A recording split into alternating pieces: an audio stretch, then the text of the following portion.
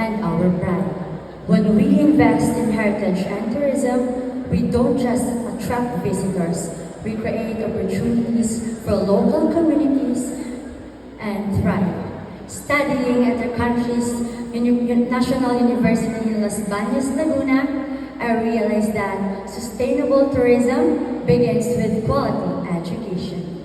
Education empowers people to understand the value of preserving culture, promoting history, and promoting tourism responsibly.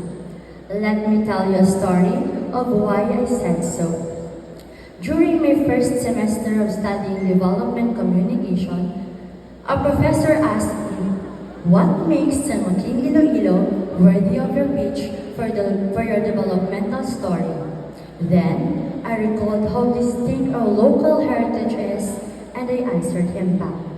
My beloved Banwang San Joaquin's local heritage carries the voices of my ancestors, the struggles we survived, and the dreams we continue to build. If you could allow me to write a story about my beloved Banwa, for sure, I can echo these voices, struggles, and dreams. And just like that, my professor allowed me to proceed with my story. Proceeding with my class project, I am saddened by the fact that our San Joaquinhon youth failed to understand the unique San Joaquinhon identity.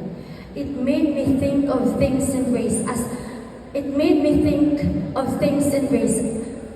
of what I can contribute as scholar ng bayan.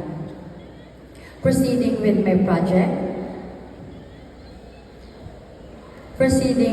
project, I want to enlighten all San Joaquinhon to unite, to be educated, and to love one another. Mayat-ayat nga gabi sa tanan, kagihoy! Banwang San Joaquin.